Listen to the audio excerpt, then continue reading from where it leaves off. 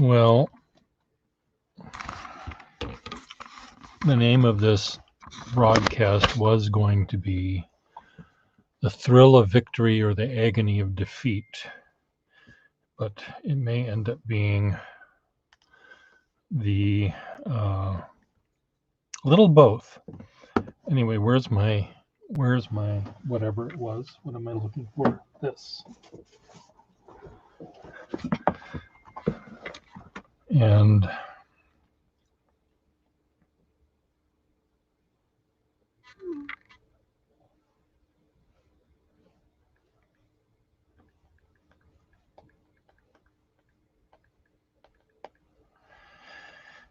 I am trying to find, this is what I want.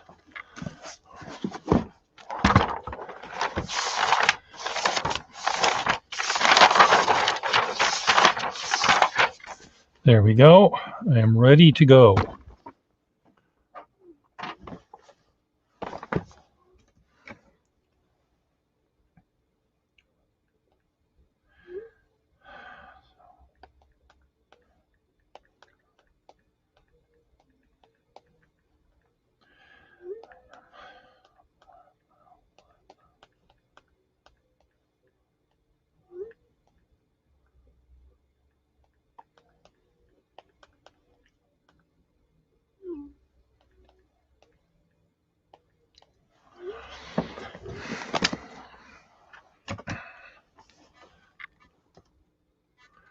Okay, no viewers. That's fine. So here is, I wanted this video to be called The Thrill of Victory or the Agony of Defeat. Now, that's not exactly the right. Okay, can I get this so I can see what the hell I'm doing? Why didn't I plan this better? Here, can we plan things next time? Is there a way that I can plan ahead?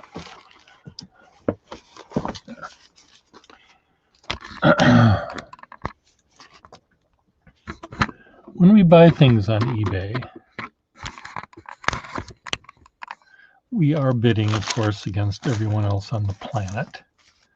So in a sense, we are competing, but that's not really what I do. And what I do is I try to find things I want, decide how much I want it, and put a number and then press bid. Generally, that's it. If I win, I win. If I don't, I don't. Sometimes I might put a low ball bid in, not in the hopes that I'm going to get it for less, but it may just be that I am worried that I don't have the money to spend on something like a pen. So I'll maybe start by saying I'll bid up to $50 when I know in my heart of hearts I might bid up to 75 or maybe a little more. I don't generally bid more than 3 times on something. I don't need the trauma in my life. If I see something toward the very end suddenly jump up from my $50 bid and I was willing to maybe pay 75, I might, go to 60 or something, and then, but it's very, very traumatic for little old me to deal with this kind of stuff. So instead, most of the time, I put a bid down. If I get it, I get it. If I don't, I don't, and whatever. Well, I bought a pen.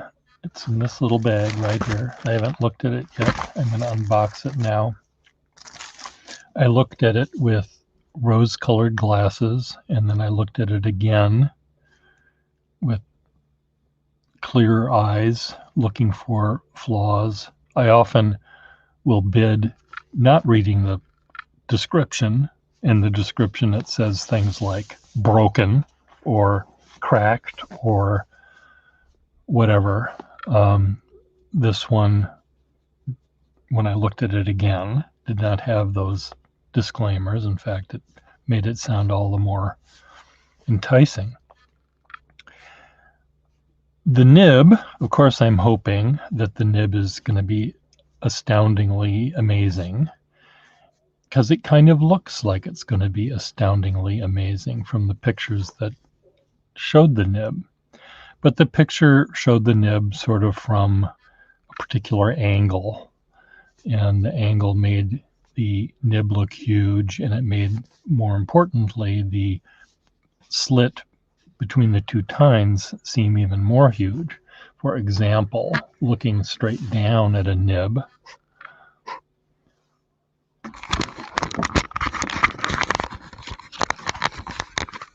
show you how perspective works. Looking straight down at a nib, let's pretend that went down the middle of the nib. Here's our breather hole. So the breather hole is sort of level with that. And, I'll, judge based on the length of this that it may or may not be more or less flexible. If the breather hole were here, I would have a sense that this amount would not make it very much flex. If I see a breather hole further down, generally I think, okay, that's going to be a flexible nib. Now, this is not always the case, but let's pretend that our nib, it has the breather hole right there. If I pick the pen up like this and go like that, the perspective is going to make this part of the nib seem longer than this part of the nib. So the nib will look something like that. Put it in the frickin' goddamn camera. And so this image of this nib won't look very flexible. If I do it the other way, where this amount is exaggerated, aiming the camera the other way, this is what I'm going to see. Pretend it was down the middle. So the pen was photographed sort of from that angle. So this looked nicer than it might have been in reality. It's still in that box. I still haven't opened it up. And look at my restraint, my restraint. The writing sample that was given for this nib was not great. I mean, it didn't show that it could do as much as I'm imagining it can do. Maybe it can't do any more than I can imagine. So we will find out right now. One of my pals here in the pen collecting community, and one of the people that often shows up in my stream, I think he said maybe 4 times, fuck you, fuck you, fuck you, fuck you, for getting this pen, because he wanted it as well. And I was surprised that I got this pen for the amount that I got it, because it seemed like it should have gone for more. Oh, look at how nice this is. It's in a little pouch within a box. It's one of these Wahl Eversharps. This one is made in Canada, it said. It also, I don't see where it says that it's made in Canada, probably up here somewhere.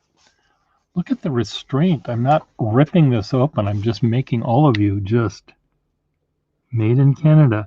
Normally, you people out there in the pen collecting world, normally when you see a Parker pen made in Canada, sometimes a Waterman pen made in Canada, but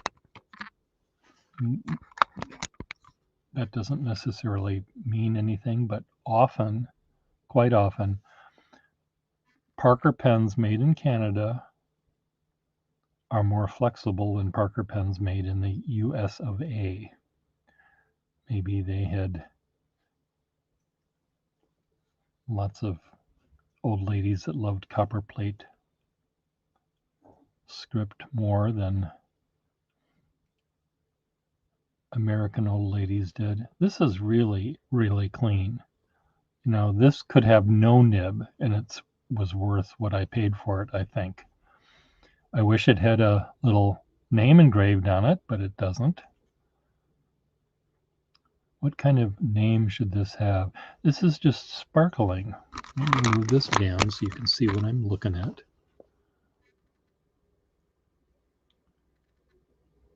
My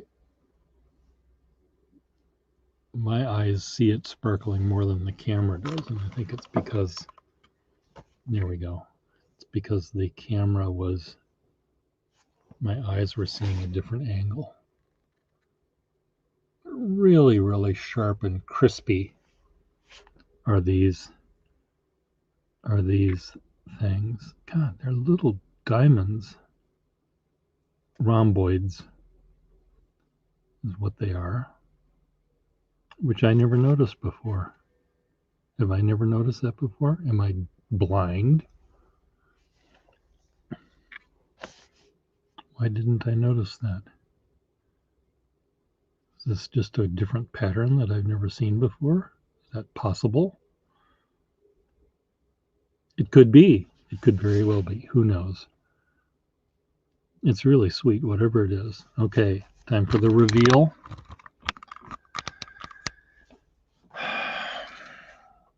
Sweet, sweet, sweet, sweet.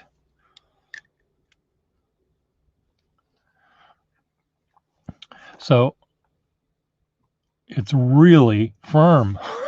This doesn't make any sense to me.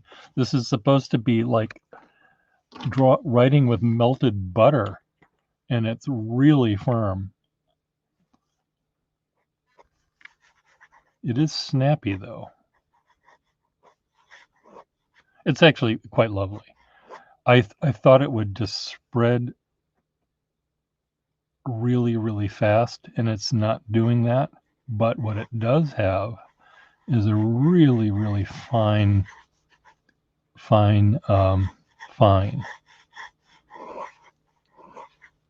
Okay, we're skipping. Why are we doing that?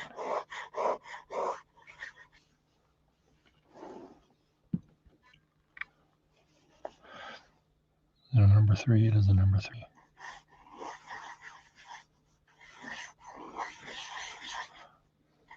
So, did I deserve 4 fuck yous from a person that we will not, whose initials are FD, or do I not deserve that? Now, is there a little crack in this nib? No, there is not. It's really, really lovely.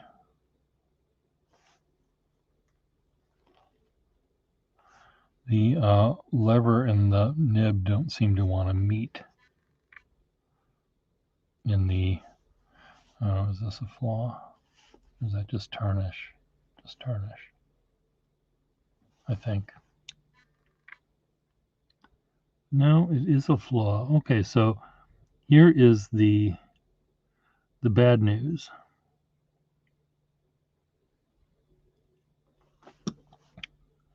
Bad news about this pen is there is a little tiny bit of corrosion that happened in the threads. So in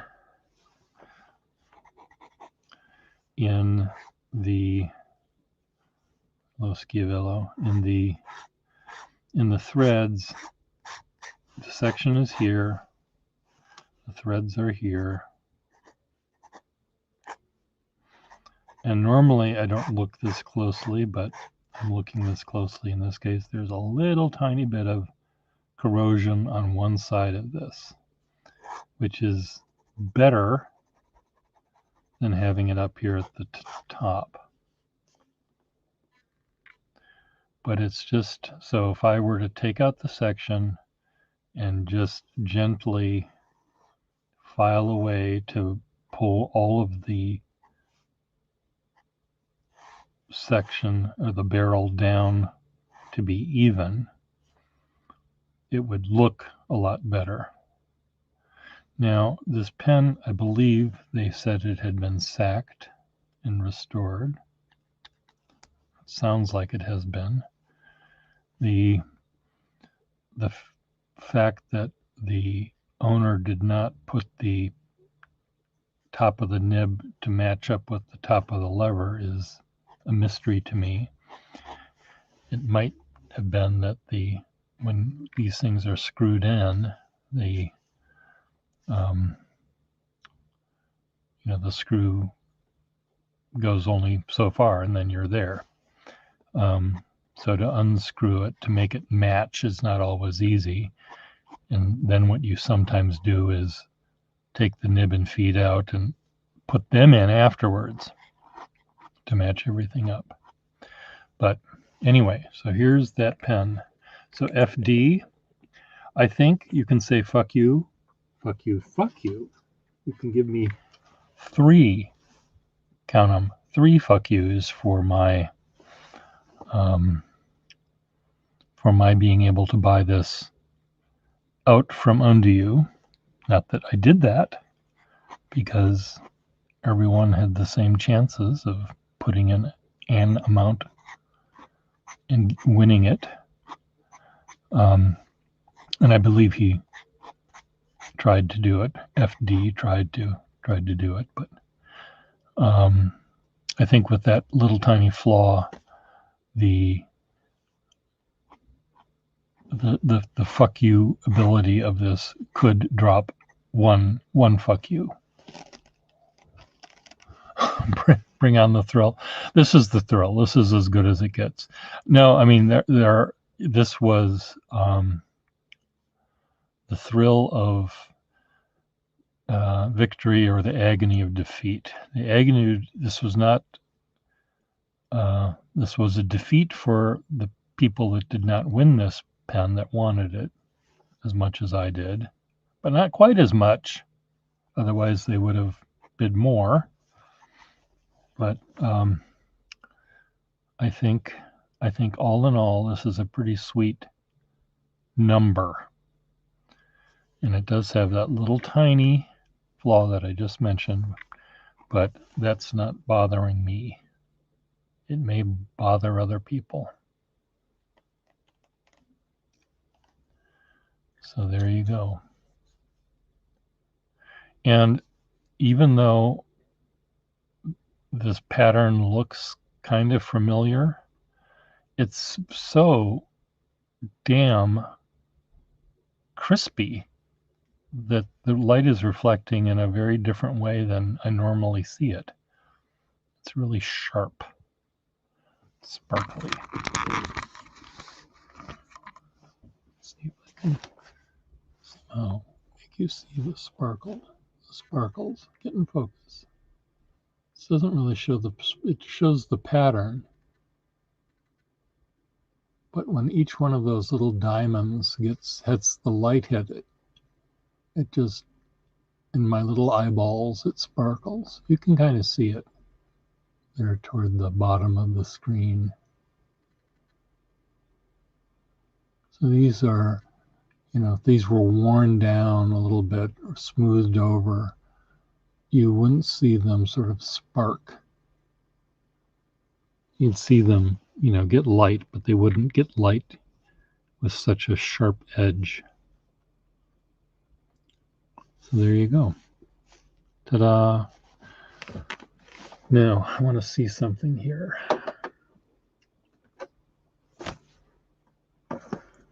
There was a pen that I thought I had here. Was it over here?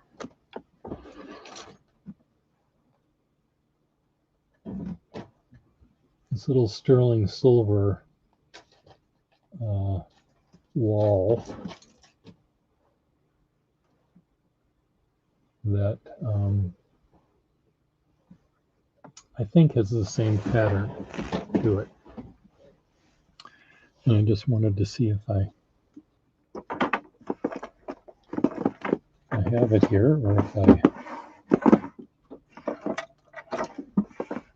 put it somewhere else. Can I even see what I'm doing? Is this possible? So Carson, how are you doing?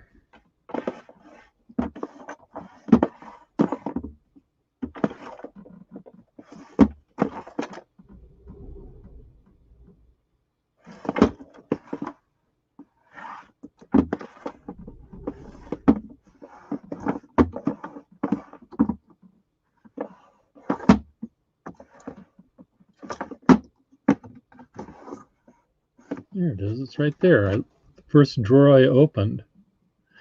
I think I was thinking that this was this pen, this pattern, which it clearly isn't.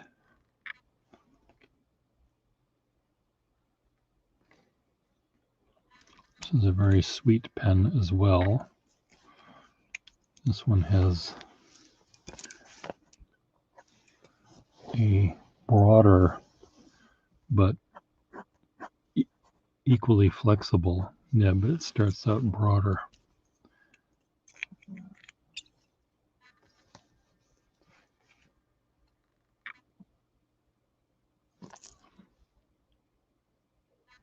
Anyway, ta-da. So Carson, what are you up to? Tell me. Tell me about the plays. Tell me about the new plays. I'm going to play with this pen a little bit more.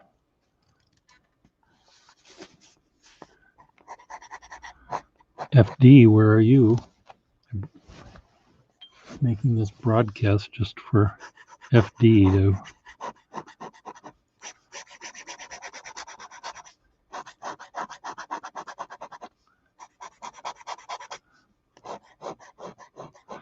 I'm not trying to say to FD, fuck you, fuck you, fuck you, fuck you.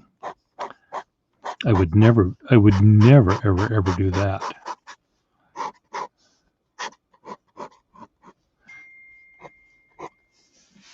But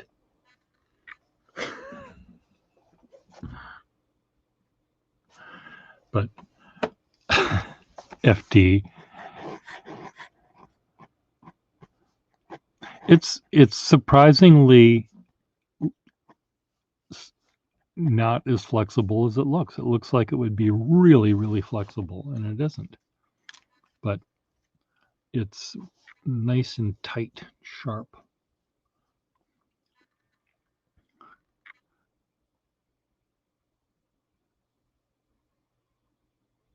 So Carson, I'm trying to remember who I talk to and who I don't talk to. Have we talked before? I mean, on the phone or on Skype or emails or anything. I'm just trying. Part of my brain says yes, and part of my brain says we haven't. And I just cannot remember which is the correct answer.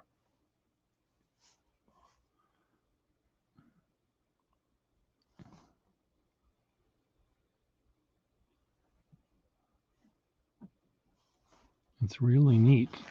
Let's see if I can. Trying to get the sparkles. There you go. That's what I want you to see, but I want it to be in focus. I make the light do what it was doing. There we go. Okay, get in focus.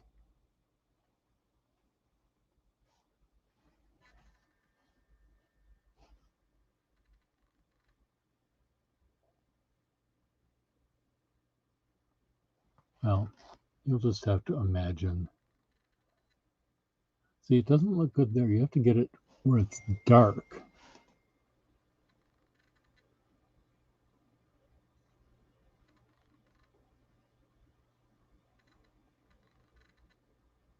Well, sometimes you see it just gleam, like diamonds in the sky.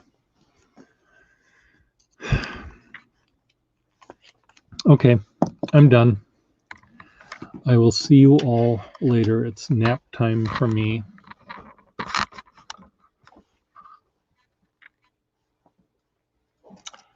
FD, I'm not going to say FU. I don't think my thrill of victory was strong enough to